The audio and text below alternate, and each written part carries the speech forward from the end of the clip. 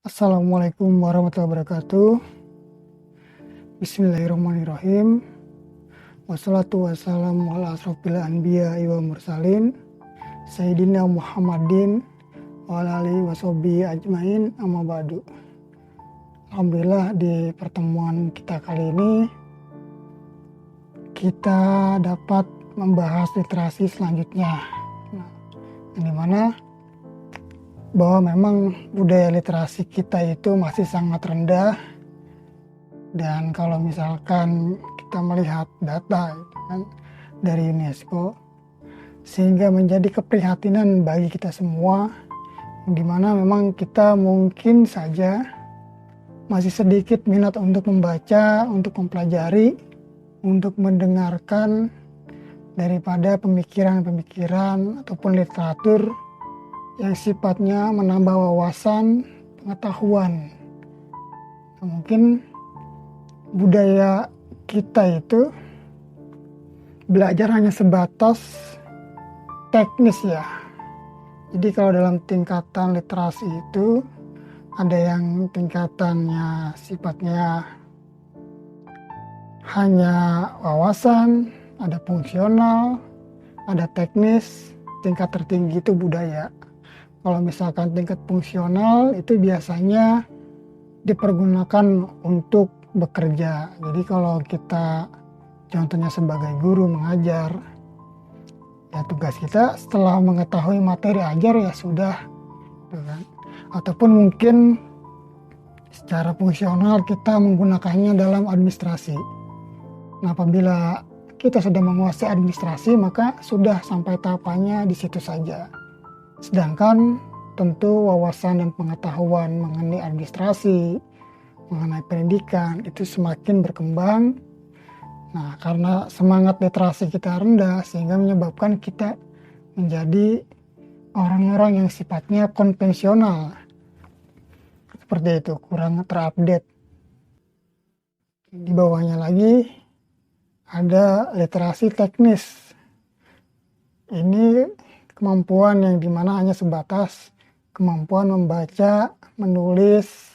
Nah, jadi kalau misalkan sudah bisa membaca, menulis, itu dia merasa cukup. Nah, karena dengan membaca, menulis saja, dianggap bahwasanya pembelajaran itu sudah selesai. Dan kebutuhannya akan informasi itu hanya sebatas teknis saja. Hanya bisa membaca, menulis, dan juga berhitung. Seperti itu, padahal itu kemampuan dasar saja. Nah, ada lagi yang paling tertinggi itu adalah tingkatan budaya. Kalau misalkan tingkatan budaya, itu dia memposisikan membaca, menulis, berhitung, dan kreativitas lainnya itu seperti halnya kebutuhan kan.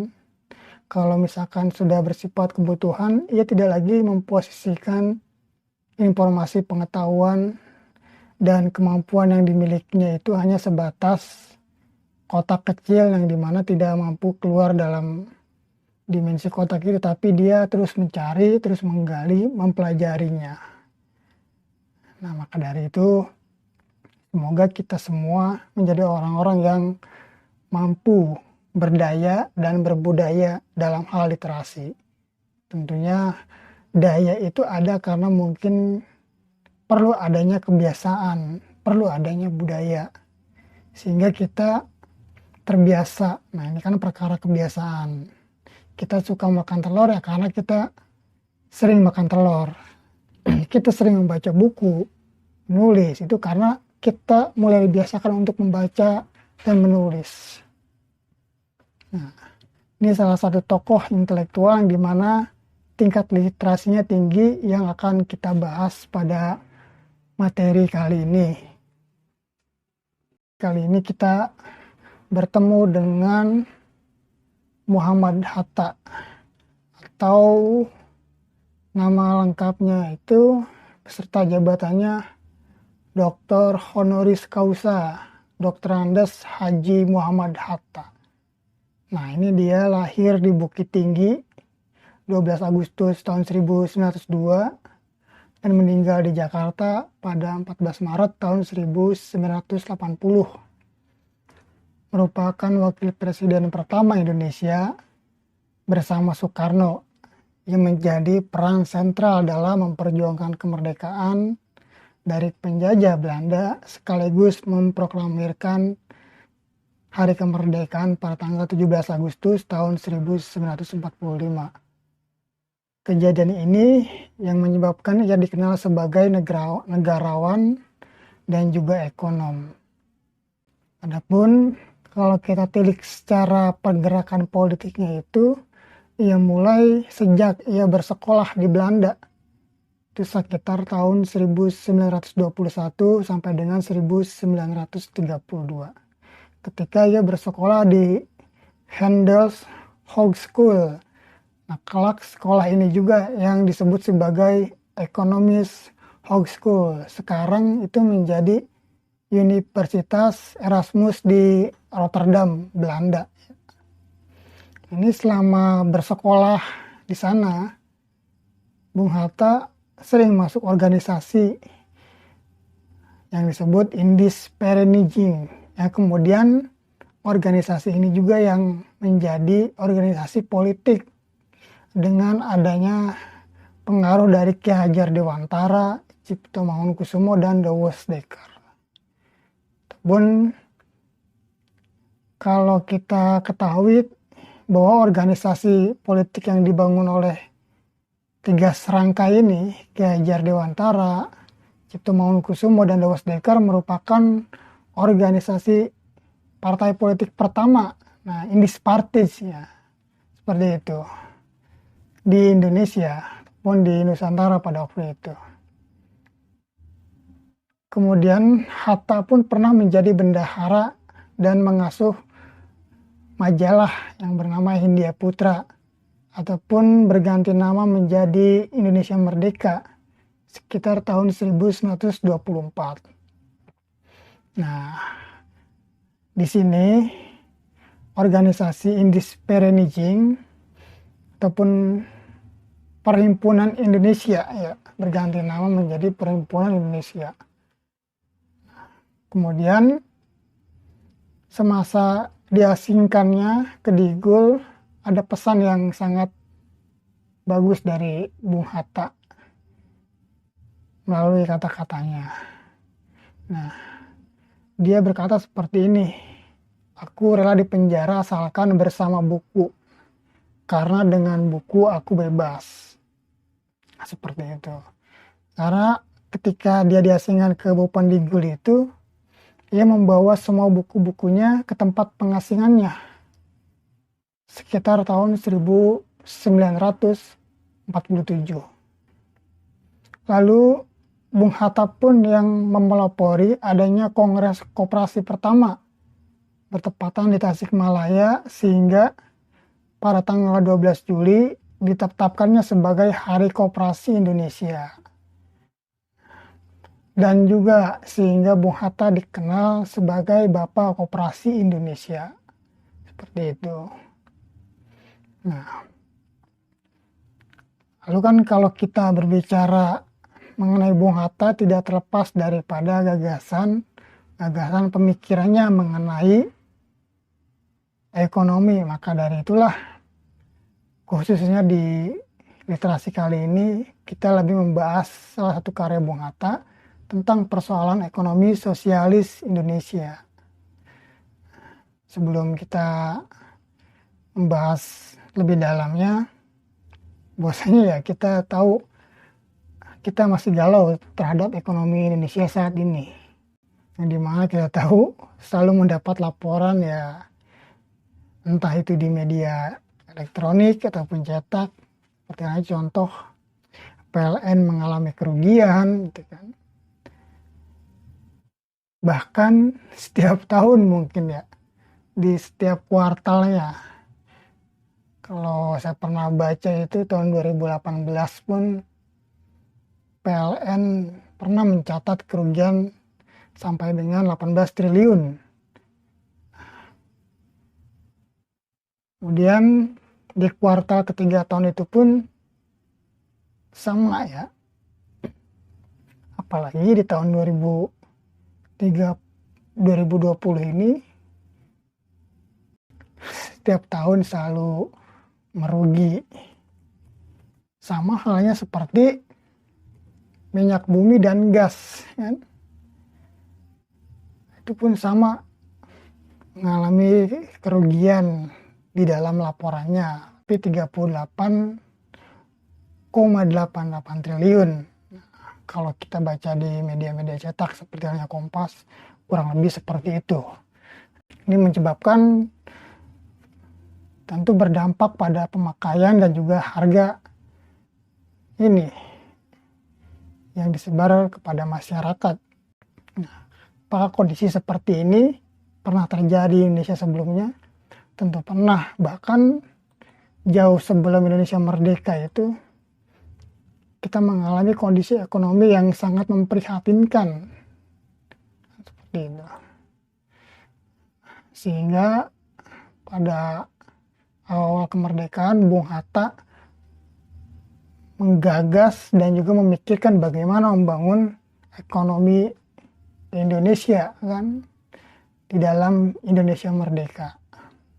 Di mana dampak dari penjajahan selama 350 tahun, kan, terhitung dari sejak Belanda masuk ke Indonesia di Banten tahun 1596 sampai dengan 1145 ketika merdeka, lebih 3,5 abad lah.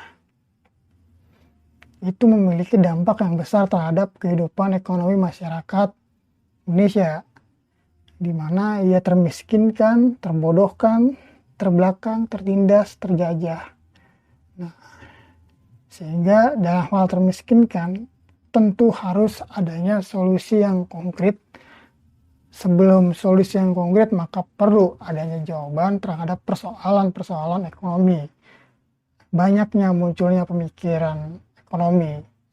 Sosialisme di dunia tentu bukan berarti kita harus menyamakan secara murni konsep tersebut. Maka dari itulah Bung Hatta memiliki pemikiran yang unik terhadap ini, ekonomi yang hendak dibangunnya. Jadi kurang lebih ini ada berbagai macam pendapat tentang sosialisme, kan? Begitu juga dengan sosialisme di Indonesia. Kata Bung Hatta, itu orang-orang terdorong kepada sosialisme karena beberapa alasan. Karena etik agama yang menghendaki adanya rasa persaudaraan dan tolong-menolong antara sama manusia dalam pergaulan hidup. Melaksanakan bayangan kekuasaan Allah di atas dunia adalah tujuannya, menurut Bung Hatta, seperti itu.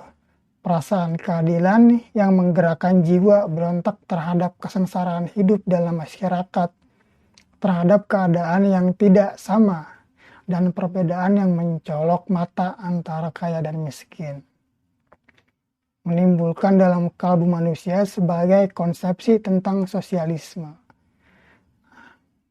Bung Hatta menjelaskan seperti itu dalam bukunya, yang dimana dijelaskan juga bahwa orang-orang itu di dunia ini banyak yang mengenal konsepsi tentang sosialisme, terutama itu konsepnya The Saint-Simon, Charles Fourier, dan Robert Owen. Dari semua pemikir ini tentu memiliki cita-cita orang-orang itu hidup bahagia. Namun ada juga pendapat dari Bung Hatta bahwasanya dari kesemua pemikiran sosialisme ini, yang terkenal dan paling terkenal adalah sosialisme Karmak, ataupun disebut sebagai sosialisme ilmiah. Nah, jadi Marx itu kita bahas sedikit, dia mengecam konsepsi-konsepsi sosialisme seperti yang dikatakan Fourier dan Owen, ya. Dia mengatakan bahwa itu hanyalah konsepsi sosialisme yang angan-angan belaka. Nah, jadi Marx berpendapat mereka ini tidak menunjukkan jalan bagaimana mencapainya dalam sosialisme itu. sehingga timbullah semuanya itu kata Karl utopis ataupun hanya impian semata gitu kan. Lalu dia juga menolak memberi gambaran tentang sosialisme sebab menurut Marx sosialisme ilmiah itu tidak dapat membuat resep bagi dapur umum di masa yang akan datang. Nah, jadi sosialisme yang akan datang itu hanya seperti menggantikan kapitalisme. Jadi setelah kapitalisme runtuh, sosialisme itu menjadi penguasa, lalu ia menjadi kapitalisme juga. Nah, makanya di dalam pemikirannya bahwa kapitalisme itu adalah buah dari perkembangan masyarakat dalam sejarah di bawah pengaruh hukum dialektik. Ini dapat kita katakan ya bisa saja memang seperti itu, karena memang ketika orang kesejahteraannya meningkat, ekonominya meningkat, maka akan timbul rasa aman. Nah, rasa aman inilah yang menyebabkan ia tidak mau diganggu, tidak mau diusik, sehingga ia mengokohkan kekuasaannya. Nah, ia beranggapan bahwa susunan baru pada masyarakat itu tidak bisa dibuat begitu saja. Jadi kalau kata Hatta itu meninjau pemikiran Marx ini, sosialisme Marx bukanlah pendapat seorang pujangga yang mau membarui dunia, tapi suatu kejadian yang tidak dapat dielakkan lagi sebagai akibat daripada pertentangan dua kelas. Ini kita tahu bahwa pertentangan dua kelas yang dimaksud Marx itu ialah pertentangan kelas borjuis, yaitu orang-orang kaya, bangsawan, raja, dan kelas proletar. Ini kelas-kelas menengah seperti halnya buruh, petani, kelas-kelas masyarakat bawah. Jadi Marx itu dia kurang lebih beranggapan bahwa tujuan daripada sosialisme itu bukanlah membuat suatu konstruksi masyarakat dalam suatu sistem yang selesai bentuknya saja. Ia beranggapan bahwa perlu menyelidiki suatu perkembangan sejarah yang menimbulkan dua kelas yang berentangan, kemudian mempelajarinya betapa timbulnya dari pangkuan ekonomi masyarakat, di faktor-faktor yang melenyapkan pertentangan itu apa, kata Karl Marx. Lalu kemudian pendapat ini pun diperkuatkan lagi oleh Engels, yang dimana Engels mengatakan dalam bukunya yang berjudul Perkembangan Sosialisme dari Utopia ke Ilmu,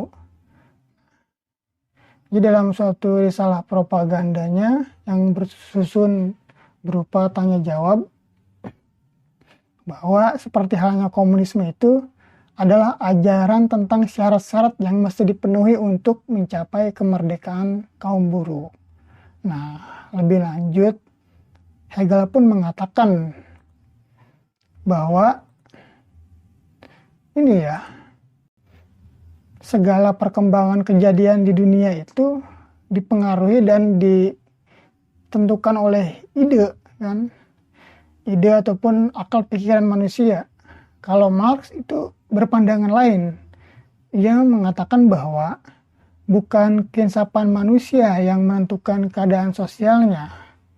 Intinya bukan kesadaran manusia yang menentukan keadaan sosialnya, melainkan sebaliknya, keadaan sosialnya yang menentukan keinsapannya.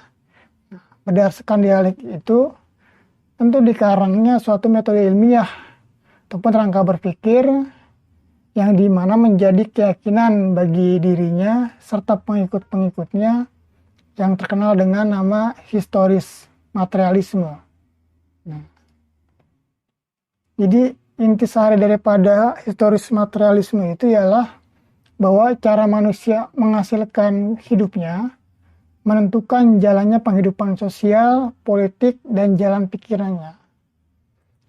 Maka itulah kalau misalkan keperluan hidupnya itu ya gapai dengan cara ini ya, jalan menguasai, kemudian menyingkirkan dan juga menindas hak-hak orang lain. Nah, maka bila sudah terbiasa seperti itu akan menjadi habit, yang dimana bila ia sudah menjadi habit, tentu mencapai tahap tertingginya yaitu karakter. Nah, karena apa? Karena ketika ia sudah dalam kondisi di atas sebagai pemilik ini ya, kuasa, pemilik saham, pemilik kekuasaan, yang dimana pencapaian itu dia dapatkan dalam catatan sejarah keluarganya, misalkan seperti itu. Kita mengenal keluarga Rothschild gitu kan. Jadi Rothschild itu artinya ini ya, tameng merah. Nah, seperti halnya anaknya yang bernama Mayer Amschel Rothschild. Jadi kalau kita lihat sejarah kehidupannya itu, keluarga Mayer itu dia dulunya hanyalah ini, orang yang miskin, bahkan sangat sulit hidupnya, yang dimana ia untuk memenuhi kebutuhan hidupnya harus mengumpulkan dari sisa-sisa jualannya, barang-barang bekas, kemudian ia mulai membuat ini tempat perkreditan yang kecil di toko kecilnya, yang dimana di bawahnya ia membuka seperti halnya tempat peminjaman uang, atasnya tempat tinggalnya.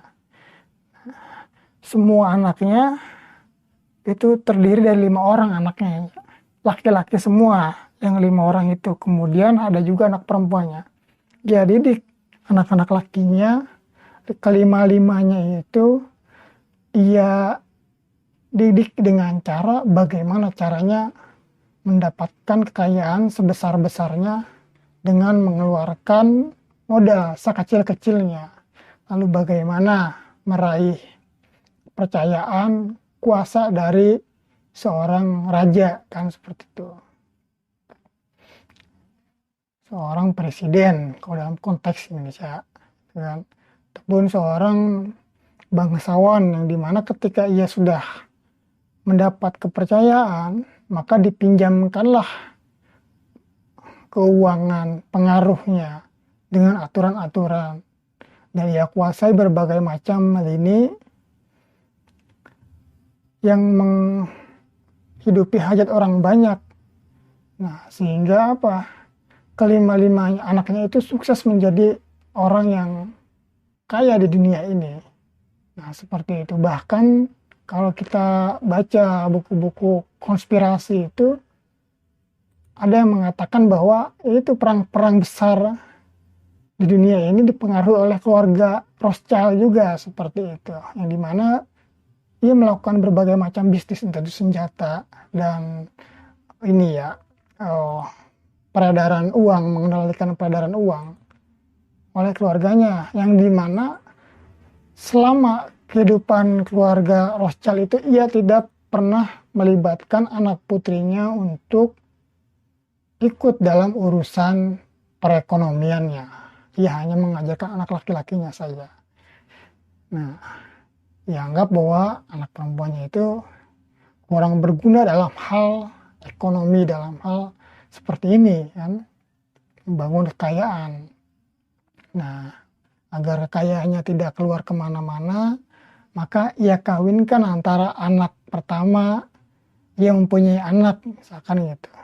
Misalkan Nathan Rothschild yang mempunyai anak, terus kemudian saudaranya laki-laki yang lain mempunyai anak, ia kawinkan agar kekayaannya tidak keluar, tidak kemana-mana. Kurang lebih seperti itu. Itu bahkan sampai seperti itu. Itulah cara ini ya, manusia menghasilkan keperluan hidupnya. Nah, kemudian ia dari situ mempengaruhi kehidupan sosial dan politiknya, serta jalan pikirannya. Nah, emang karena kondisi pada waktu itu ketika ini ya, keluarga ataupun orang tua pertama Rothschild itu hidup di Jerman, itu kondisinya sedang ini ya, perang. sehingga mengharuskan ia berpikir bagaimana caranya untuk memperoleh kekuasaan, menguasai ekonomi sebesar-besarnya dengan cara apapun, seperti itu. Maka ditempuhlah berbagai jalan, entah itu jalannya buruk atau baik, yang penting orientasinya kekayaan. Nah, maka hal seperti inilah yang perlu kita hindari.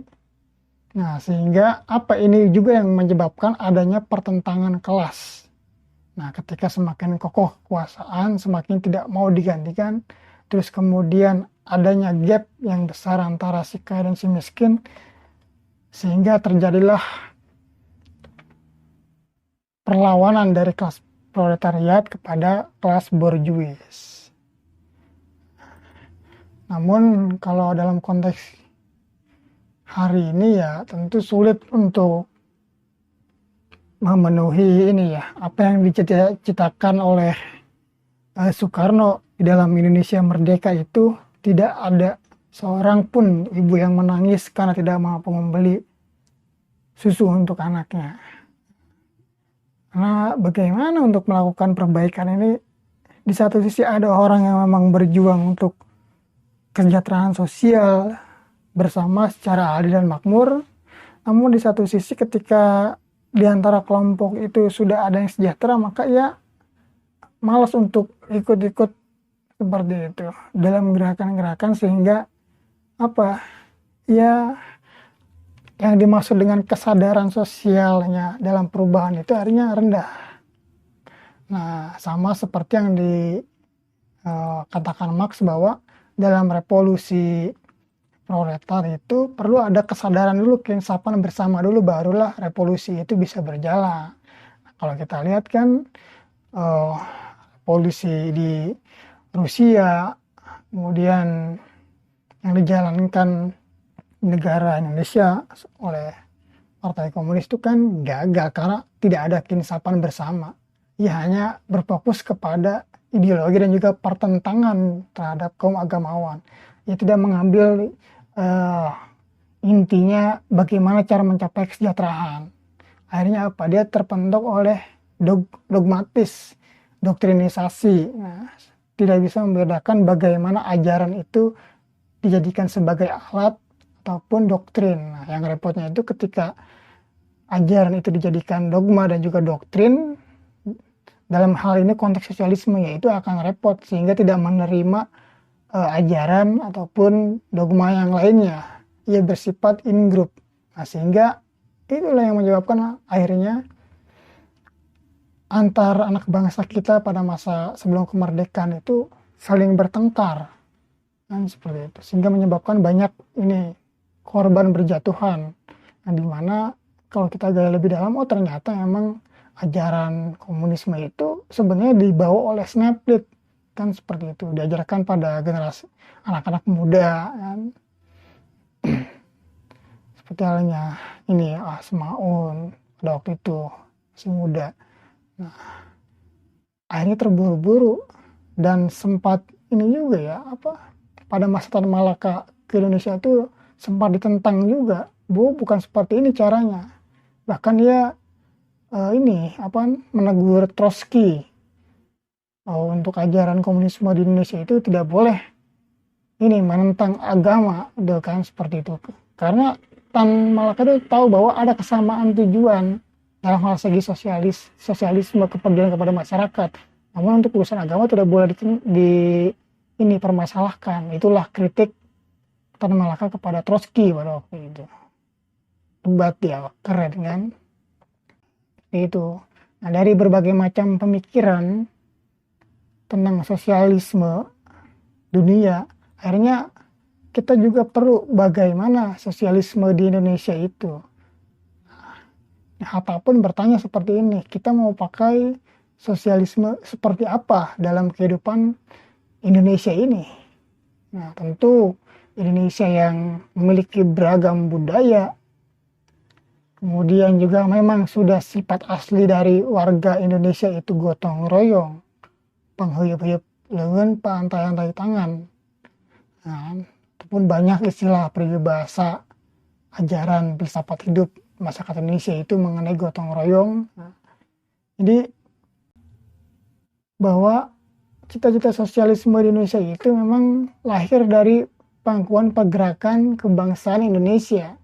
Nah, dalam pergerakan menuju masyarakat yang merdeka, nah, yang bebas dari penghinaan diri dan penjajah, yang dimana orang mulai terpikat oleh tuntutan sosial, humanisme, perikemanusiaan.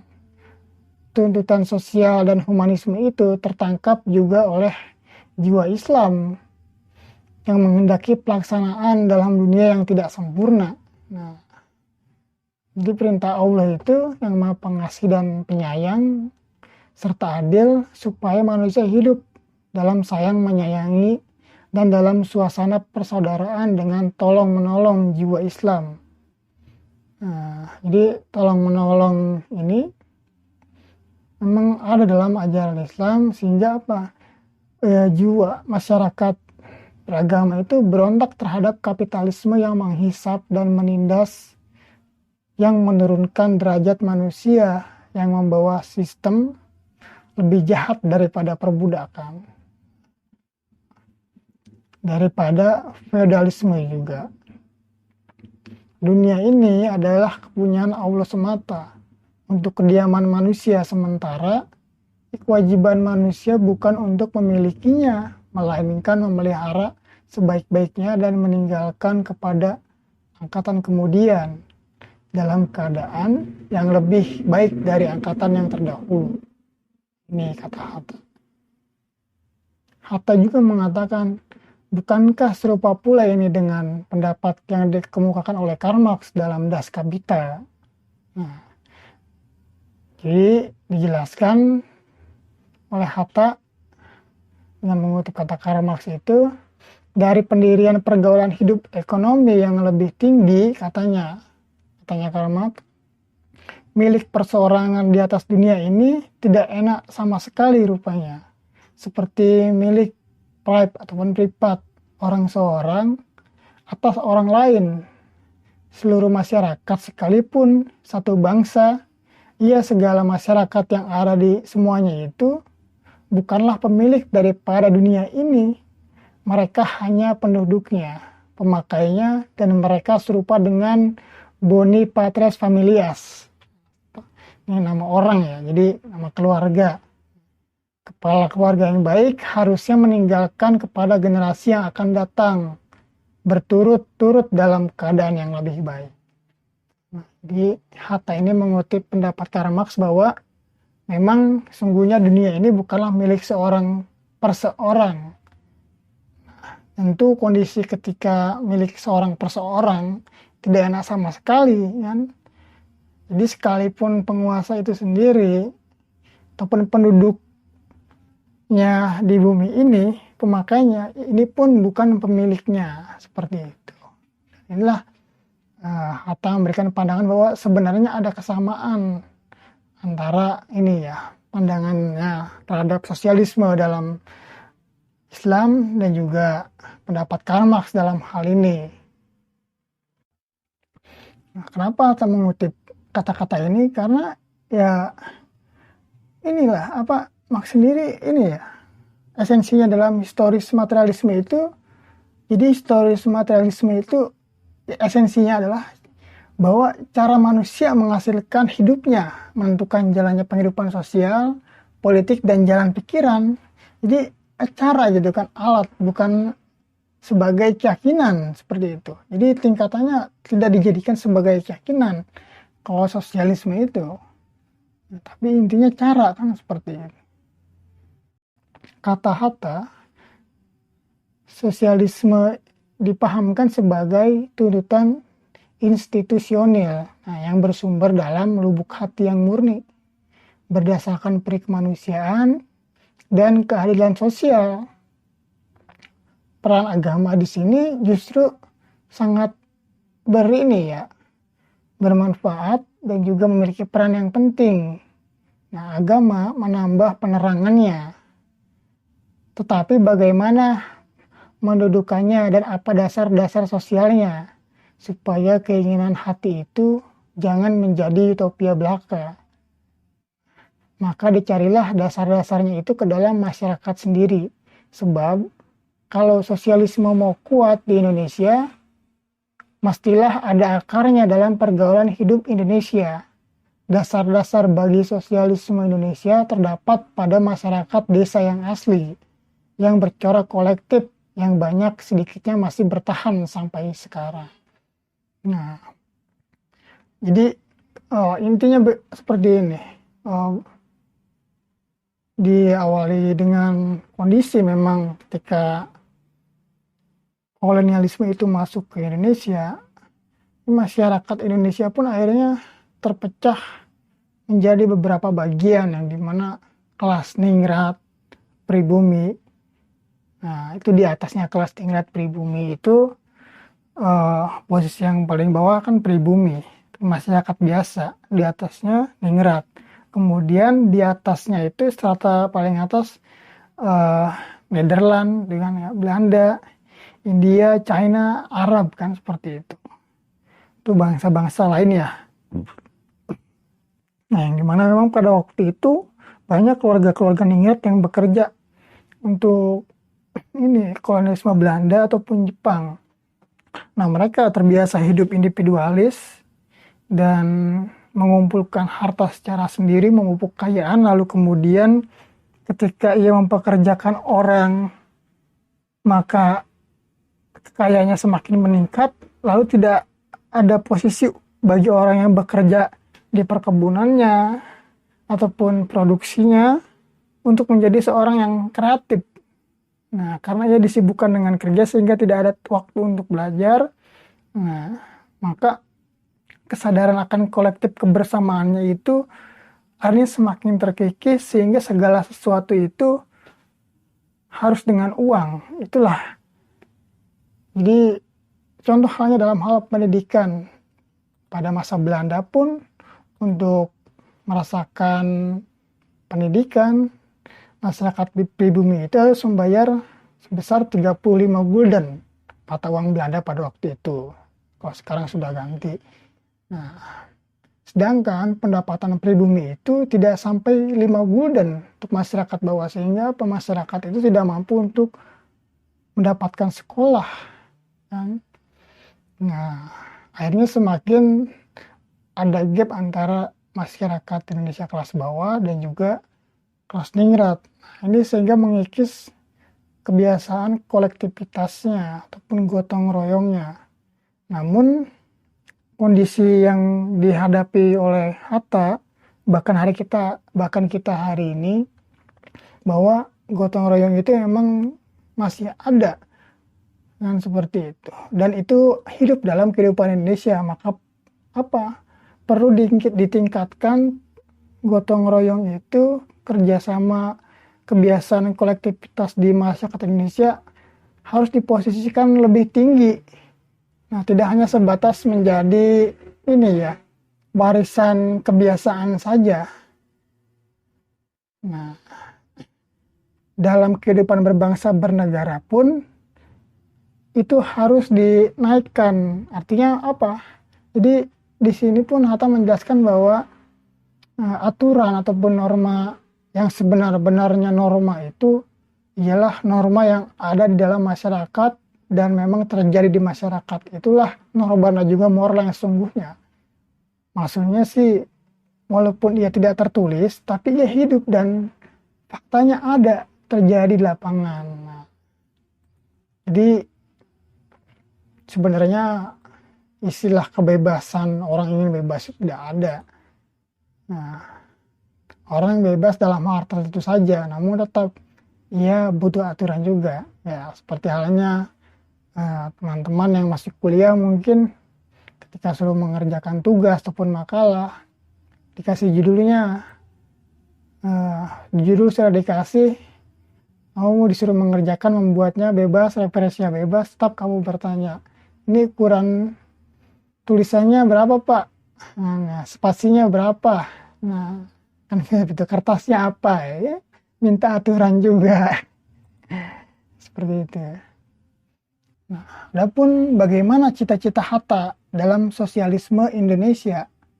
Nah, cita-cita sosialisme Indonesia itu mau mempertahankan jiwa kolektif itu sebagai sendi-sendi bangunannya dengan jalan organisasi dan pendidikan sosial, sehingga mendudukan cita-cita kolektivisme itu pada bangunan yang lebih tinggi dan modern, yang lebih efisien daripada individualisme.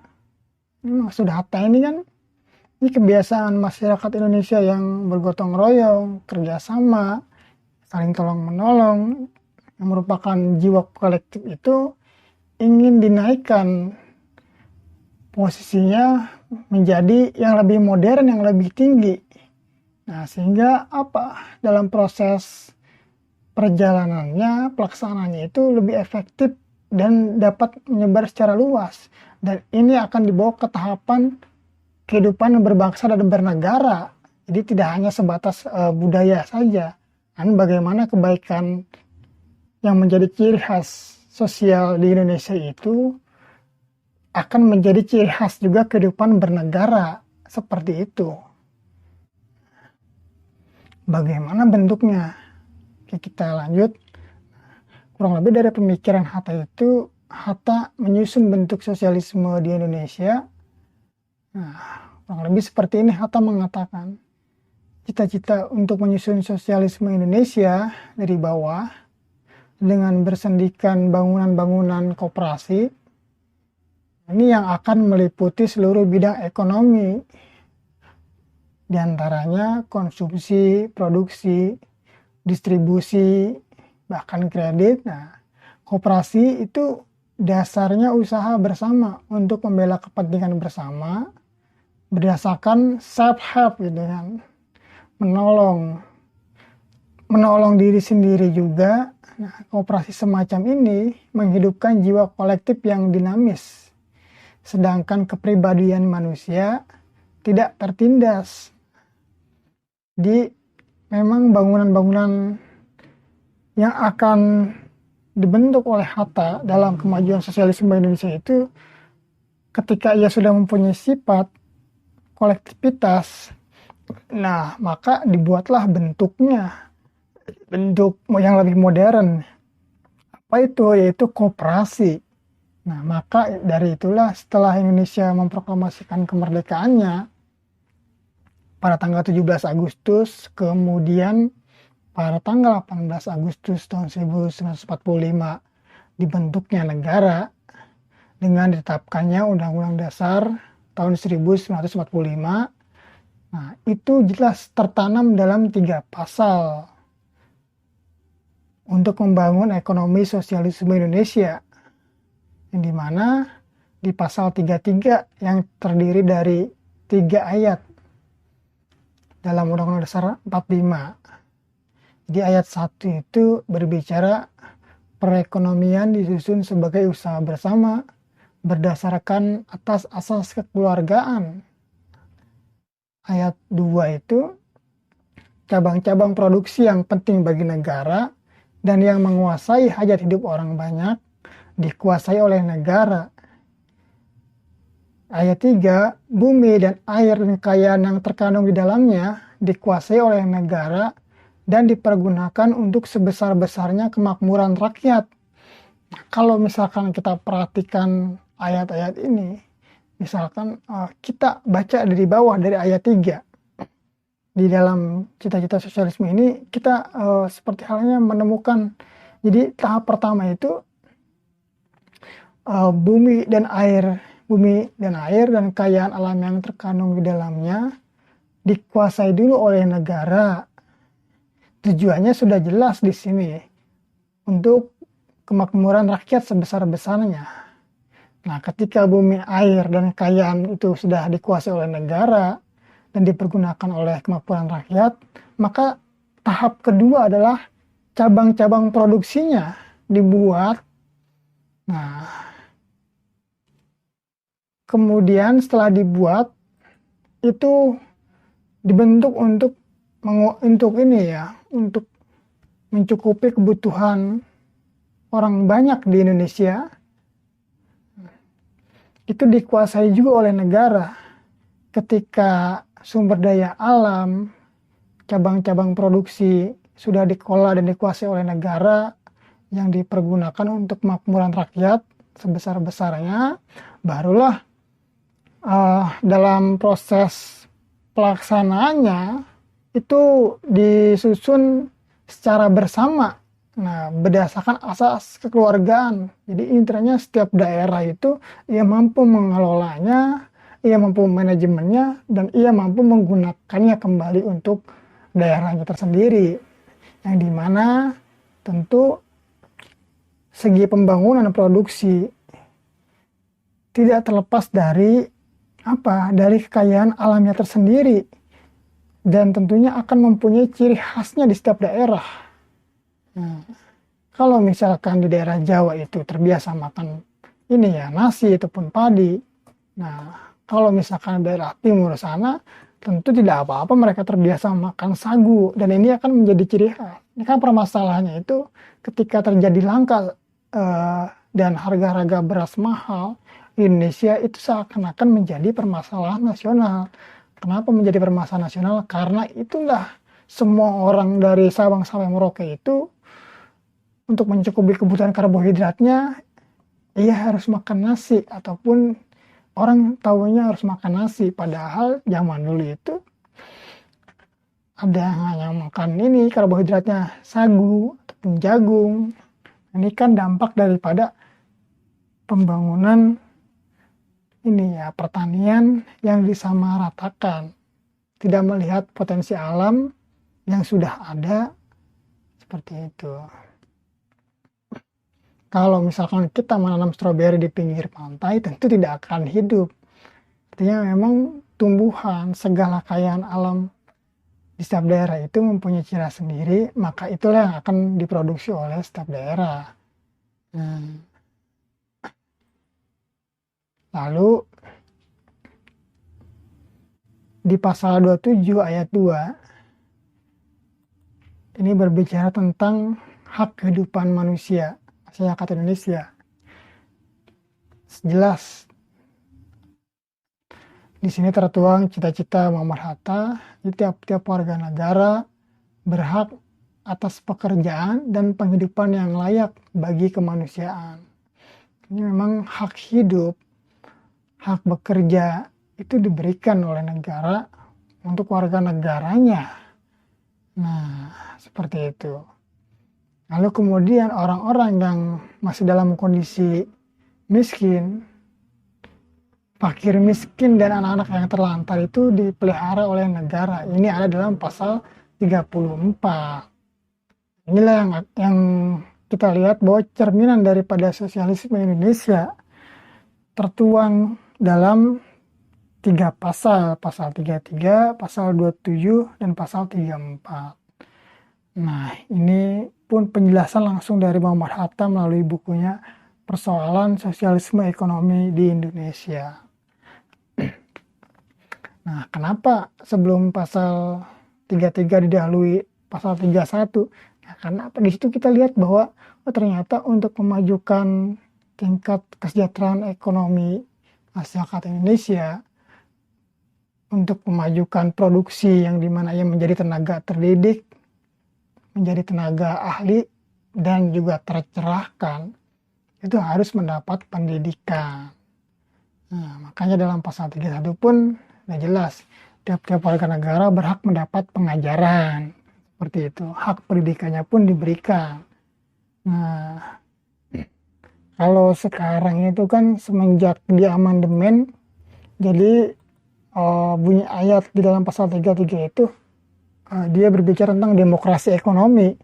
Nah, sedangkan demokrasi ekonomi itu demokrasi seperti apa kan? Setiap negara itu berbeda-beda. Kalau demokrasi Indonesia yang dimaksud Bung Hatta, ya iyalah ini bahasanya. Bahasanya itu ya berdasarkan atas asas keluargaan. Gitu. Adapun kalau misalkan ia menuliskan dalam bukunya Demokrasi Ekonomi Indonesia, sebagaimana dikatakan Hatta itu, yaitu sudah masuk pada tahapan dimasukkannya ke dalam pasal Undang-Undang Dasar 45. Itulah yang dimaksud dengan ekonomi Pancasila. Seperti itu kira-kira.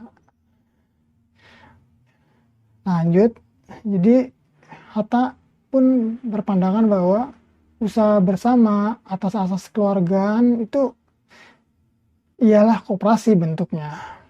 Seperti yang dipahamkan dalam Sosialisme Indonesia pasal 33 Undang-Undang Dasar, di mana membagi pekerjaan membangun ekonomi masyarakat antara koperasi dan negara. Nah, perlu kita pahami juga di sini. Fungsi koperasi apa? Koperasi itu membangun masyarakat dari bawah. Artinya apa? Ya lembaga ekonomi masyarakat. Seperti itu. Jadi masyarakat itu mempunyai institusi ekonominya, yaitu koperasi. Nah, lanjut yang ini ya, kaitannya dengan sosialisme ini yang sempat dijelaskan Bung Hatta tadi. Jadi sebagai tuntutan institusional, ini maksudnya adalah koperasi itu membangun masyarakat dari bawah, ya menjadi institusi ekonomi masyarakat. Nah, mengajak orang banyak untuk bekerja sama menyusun dasar-dasar kemakmuran rakyatnya. Jadi kalau kita pahami ini kan, seperti halnya adanya ini rukun tetangga, kemudian adanya kepala keluarga. Nah itu kemudian ada istilah KB ya, keluarga berencana. Harusnya maknanya tidak hanya sebatas ini ya, 2 anak sudah cukup, tapi namanya keluarga berencana itu ia merencanakan bagaimana menyusun kehidupannya setahun ini, 5 tahun ke depan. Kemudian dimusyawarahkan juga bersama masyarakat desanya, masyarakat di kotanya, di lingkungan ia tempat tinggal. Nah itu yang dimaksud dengan keluarga berencana harusnya. Jadi visioner ke depan jauh, tidak hanya berbicara tentang keturunan saja. Nah,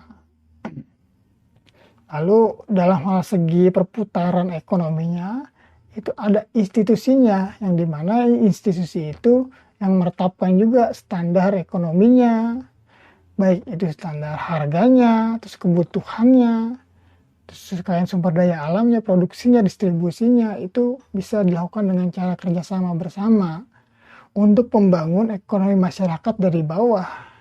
Kalau hari ini kan ada istilah bentuknya UMKM. Nah, jadi apa? Kalau saya lihat ada koperasi, ada UMKM. Karena mungkin hari ini koperasi dianggap kurang mampu membangun dan merangkul masyarakat secara ini meluas dan sifatnya hanya sebagai simpan pinjam saja.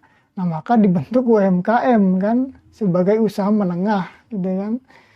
Dan ataupun kecil masyarakat seperti itu. Padahal makna dari koperasi ini tidak hanya sebatas simpan pinjam saja. Lalu bagaimana dengan usaha-usaha yang besar? Usaha-usaha yang besar itu harus diselenggarakan oleh negara. Maka dari itulah kenapa cabang-cabang produksi yang menguasai hajat hidup orang banyak dikuasai oleh negara. Tapi bukan berarti juga pemerintah sendiri yang menjadi pengusaha dengan segala birokrasi yang ada padanya. Nah, kadang kan kalau hari ini kita melihat bahwa ini pejabat pemerintahnya sendiri, dia juga yang memiliki tambangnya, dia juga yang memiliki perusahaan airnya, dia juga yang memiliki perusahaan ininya, informasi telekomunikasinya juga, dia juga yang memiliki perkebunan sawit dan segala macamnya. Nah, maksud Bung Hatta itu ketika dikuasai oleh negara, bukan berarti pemerintah sendiri ataupun individu pemerintah yang menjadi pengusaha yang memanfaatkan birokrasi yang ada.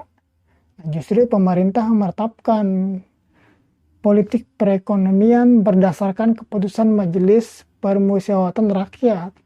Nah, hari ini kan yang ada hanya APBN. Nah, APBN kadangkala kita mendengar itu defisit, apa segala macamnya karena banyak meminjam uang. Nah, karena ya dibangunnya sifatnya top down kan, dari atas ke bawah. Harusnya kan bottom up, dari bawah ke atas. Maka dengan adanya koperasi ini juga seharusnya berperan membantu bagaimana anggaran pendapatan belanja rakyat APBR. Bisa saja kan ya bentuknya seperti itu. Nah, APBR ini yang akan menjadi dasar dibentuknya APBN. Ya, mungkin bisa logikanya seperti itu, dari bottom up, bawah ke atas. Oh, hari ini kan sifatnya top down. Jadi langsung pemerintah pusat menetapkan seperti ini. Nah, secara keseluruhan negara mengikuti kan masyarakatnya. Kira-kira masih seperti itulah kondisinya. Semoga semakin membaik. Nah, lanjut. Oleh karena tujuan sosialisme yang terdekat itu ialah melepaskan rakyat dari kesengsaraan hidup dan memberikan jaminan hidup bagi tiap-tiap orang. Nah, maka soal-soal ekonomi yang pertama bagi sosialisme ialah menentukan dan memperoleh barang-barang keperluan hidup yang terpenting bagi rakyat Indonesia. Nah, dengan pandangan bahwa keperluan hidup rakyat yang terutama itu makanan, pakaian, perumahan, kesehatan, dan pendidikan anak-anak. Nah, sebenarnya keperluan hidup mendasar rakyat ya, ini pun sudah dibahas oleh Bung Hatta.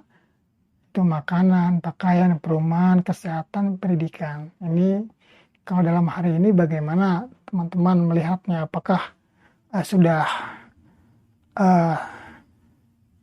didapatkan dengan mudah? Ini kan ya, diakses dengan mudah, terjangkau, nah, serta memberikan dampak yang besar, output yang besar, dan impact itu jangka panjang yang besar. Ini kan kita bisa lihat bagaimana.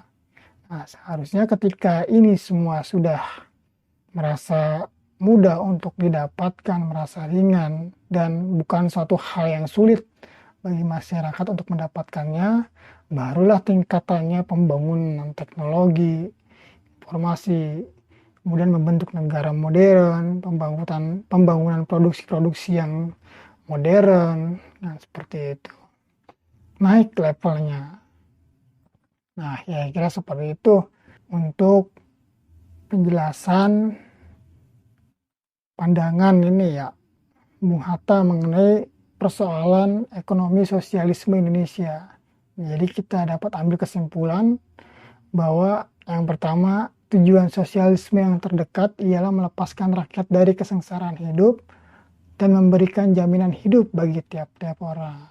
Nah, Bung Hatta membawa konsepsi yang berbeda dan unik dari negara lainnya, yang dimana ia ambil daripada jiwa bangsanya, gitu kan, kebiasaan masyarakatnya yang memang sudah nyata hidup dan tumbuh dalam masyarakatnya, yaitu jiwa kolektivitas, jiwa kolektif, gotong royong, kebersamaan.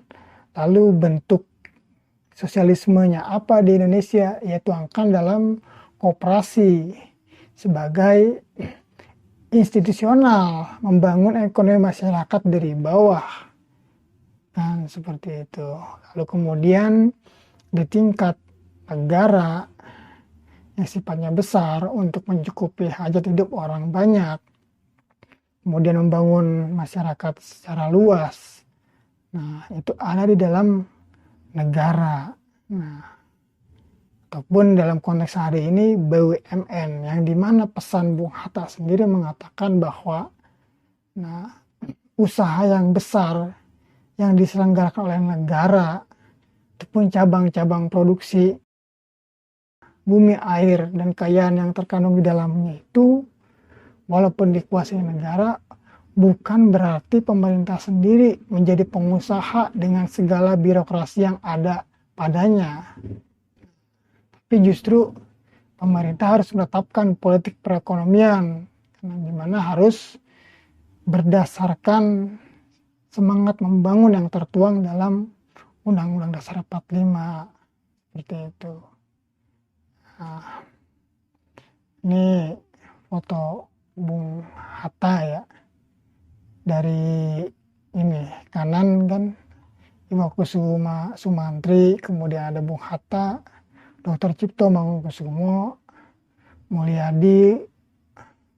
Nah, ini teman-temannya. Saya ambil dari bukunya Bung Hatta sendiri, seperti itu.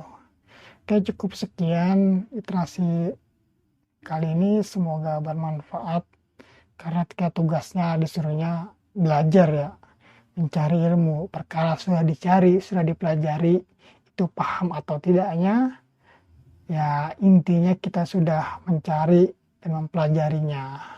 Karena kalau tidak mencari dan mempelajarinya, sudah pasti kita tidak akan tahu apa-apa. Seperti itu. Semoga bermanfaat. Wassalamualaikum warahmatullahi wabarakatuh.